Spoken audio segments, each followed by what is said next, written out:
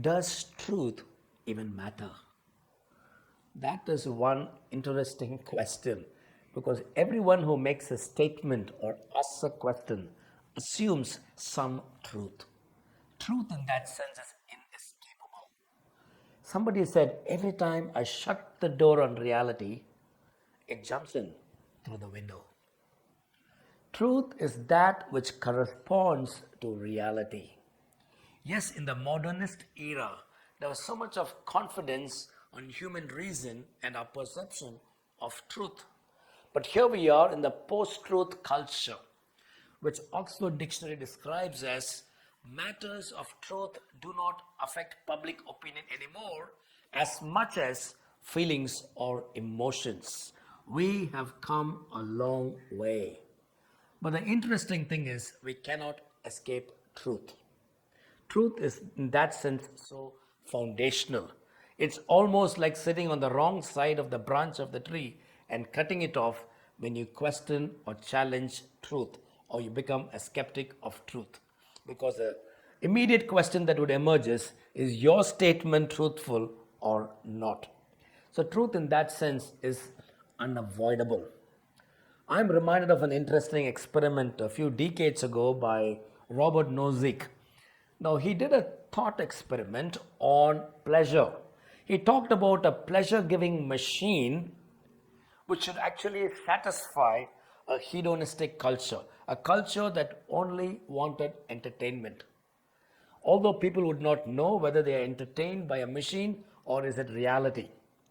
The very interesting thing about other things in his study was most people did not want a machine offered pleasure as much as they knew that would give them the pleasure, the sensations of pleasure. Which means there's something within human experience which long for reality. The mere experience or the feeling or the emotion is not enough to satisfy that quest. Truth does matter on anything, any subject, be it on science, be it on philosophy, be it in theology, in our relationships.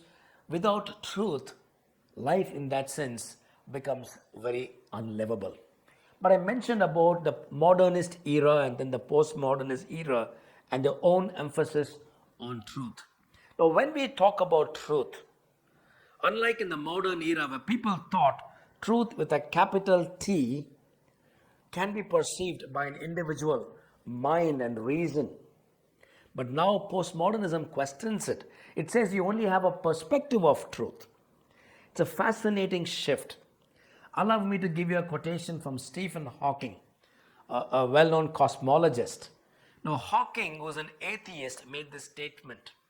He said, you and I are not part of the universe we're describing. Our theories are self referencing. So one might expect them to be incomplete or inconsistent. Brilliant point. What is he saying? We do not have an objective view of the universe because we are not like angels who look at this universe from outside. So we are part of the universe we are describing. So yes, we all come from that limited perspective. The biblical claim, on the other hand, is the infinite one has spoken.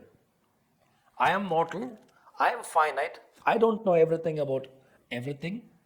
But if the infinite one chooses to reveal himself, a mortal human being could get a handle on the truth. So, the perspective of truth, we could know truth because the infinite one has spoken. When we talk about truth or when we question truth, even the question comes from a certain baggage, comes from a certain perspective, and that needs to be considered. And the way we receive truth depends on our receptivity, how we receive it. I could get intoxicated into a particular reality. You could get intoxicated into a different reality. But if truth is central in that sense, truth is unavoidable, you and I would do well to challenge our own perspectives and seek out if there is a voice from outside, if there's a voice from the infinite one, because that alone qualifies to be truth. All the rest would be opinions or a human commentary on life and existence.